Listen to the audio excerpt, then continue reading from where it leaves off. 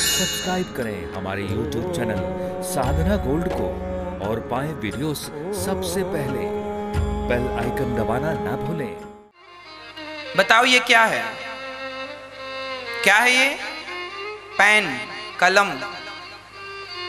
आपको दिख रहा है? दिख रहा है? अब बताओ इसमें, अब हमने इसको खोल दिया, अब क्या दिख रहा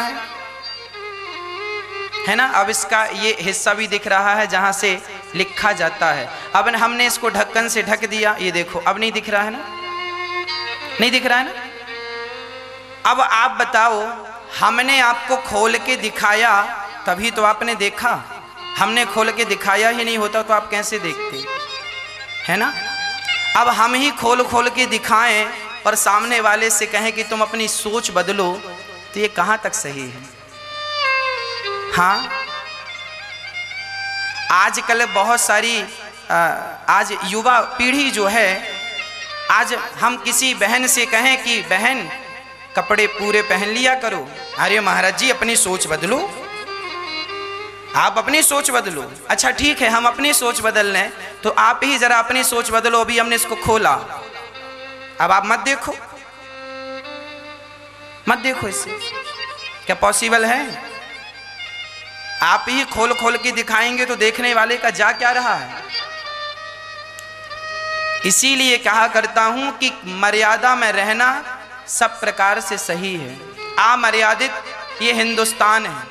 अब लड़कियां ये कहें कि महाराज जी आप अपनी सोच बदलो। हाँ, हमने सोच बदली, हम नहीं देखेंगे, पर हम नहीं देखेंगे ना, जमाने को तो आप नहीं सिखा सकते ना, समझा सकते। इसीलिए आप अपना, पानी बरस रहा है, तुम बारिश को तो नहीं रोक सकते, पर छतरी लगाकर अपना बचाव कर सकते हो।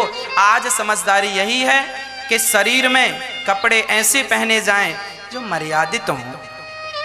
हाँ, जिस कपड़े को पिता भी अच्छे से देख सके, भाई भी अच्छे से देख सके, रिश्तेदार भी देख सकें। ऐसा ना हो कि हम अश्लील होके खड़े हो जाएं और जो देखे वो भी लज्जित होकर सिर झुका के खड़ा हो जाए। ऐसी मर्यादाएं, ठीक, ये भारत है। और फिर मर्जी देखो आपकी है, कपड़े आप खरीदते हैं, हमसे तो पैसा आप लेते नहीं हैं, मर्जी आपकी है। पेन हमारा है, हम चाहे ढक के रखें चाहे खोल के, हमें क्या फर्क पड़ता है? वस्तु आपकी है, आप सारे कपड़े पहन के रखो, शरीर को ढक के रखो या कपड़े ना पहनो, मर्जी आपकी है।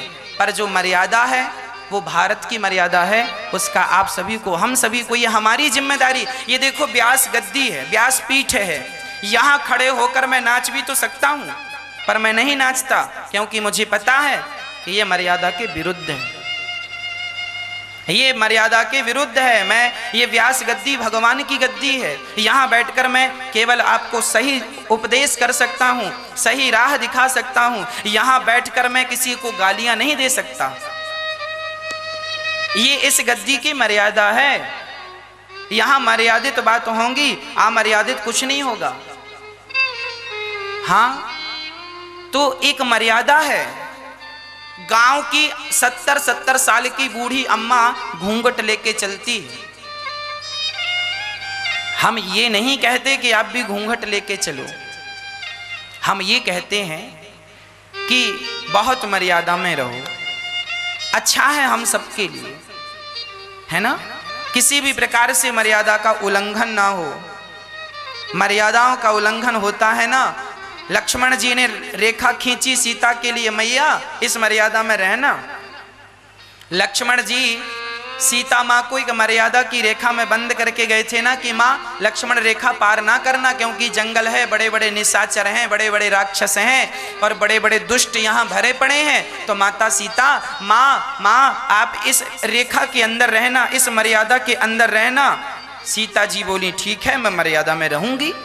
पर जब रावण आया और उसने जरा धमकी दी कि तुम हमें भिक्षा देती हो कि हम तुम्हें श्राप दे दें, तो सीता जी को लगा कि पति को श्राप ना मिल जाए। अच्छा, माता सीता ने लक्ष्मण रेखा पार कर ली और जब मर्यादा की रेखा को पार किया तो परिणाम रावण उठा के ले गया कि नहीं?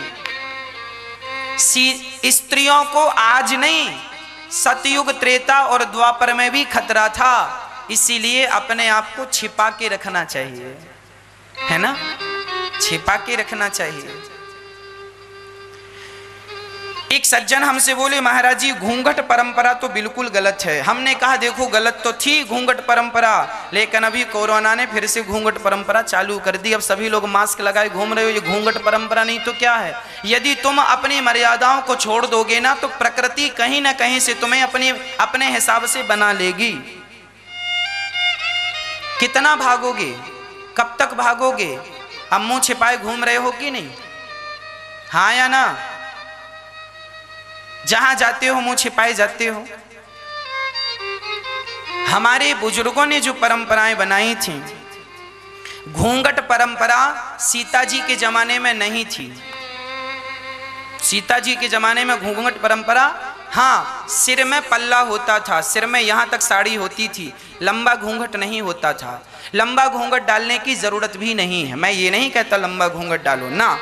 ये लंबे घूंघट की परंपरा कब से आई उसका भी एक इतिहास है जो कि आपको सुनाना आवश्यक है। इतिहास के पन्ने आप लोग भूल गए हैं। जब हमारे देश में मुगल आए, मुगल राज्य आया, मुगल लोग शासन करने लग गए, तब कोई बाप अपनी बेटी को और कोई पुरुष अपनी पत्नी को लेकर जाता था ना तो घूंघट सिर पे होता था यहाँ। तो कोई मुगल कोई अंग्रेज, मुगल के बाद अंग्रेज आए, तो अंग्रेज और मुगल में दोनों की बातें करूं। अंग्रेजों ने और मुगलों ने देखा ये नारी बड़ी सुंदर है, तो वो अपनी ताकत से अपने पावर से उस नारी का हरण कर लेते थे और उस नारी के साथ दुराचार करते थे, क्योंकि उनके पास ताकत थी, तलवार थी, बंदूक थी। किसी सामान्य व्यक्ति की बहन को उठा लेते थे, स्त्री को उठा लेते थे। और ये सुना नहीं है आप लोगों ने क्या? सब जानते हैं। तब हमारे भारतीय लोगों ने सोचा कि हम अपनी पत्नियों को ले जाया करेंगे तो इनका मुंह ढक के ले जाया करेंगे, क्योंकि भाई जाना जरूरी है। अब ढक के ले जाएंगे ना तो किसी अंग्रेज की और किसी व्यक्ति की इस पर नजर नहीं पड़ेगी। अच्छा नजर नहीं पड़ेगी तो इसको देखेगा नहीं, और देखेगा नहीं तो ये सुरक्षित रहेगी। नहीं, इसे भी ना उठा करके मुगल और अंग्रेज लोग ले जाएं। इसीलिए फिर वो हमारी सारी स्त्रियों को एक संदेश दिया गया, पत्नियों को, बेटियों को, कि तुम जरा घूंघट रखा करो, चुन्नी रखा करो, क्योंकि तुम चुन्नी से सिर ढक लेना, पूरा माथा ढक लेना, और ताकि तुम्हें कोई देख ना सके। क्योंकि भारत की स्त्री बड़ी सुंदर थी, सुंदर थी, है और आगे भी रहेगी। उस स्त्री को कोई देख लेता था ना तो आसक्त हो जाता था। तो हमारी बहन बेटियों को कोई गंदी नजर से ना देखे, इसलिए घूंघट परंपरा चली थी। ये त्रेता युग में नहीं थी। माता सीता को बहुत ज्यादा लंबा घूंघट नहीं था। उस परंपरा में तो बेटी ससुर और बेटी, ससुर और बहू तो पिता और पुत्री की तरह रहा करती थी, है ना। रामचरितमानस में सारी चीजें स्पष्ट होंगी, मैं आपको आगे स्पष्ट करूंगा। जब से देश गुलाम हुआ तब से हमारे हिंदू भाइयों ने अपनी बहन बेटियों को बचाने के लिए ये घूंघट परंपरा चालू की। फिर अंग्रेज चले गए, मुगल चले गए, पर चूंकि आदत हो गई तो वह परंपरा चली आई। अब कोई ये ना सोचे कि स्त्रियों को जबरदस्ती घूंघट ना, अब तो घूंघट डालने की विशेष जरूरत नहीं, अब तो देश गुलाम थोड़ी है। हाँ, घूंघट डालने की जरूरत नहीं है, पर शरीर को ढकने की जरूरत है, मर्यादा में रहने की जरूरत है, सब प्रकार से। हाँ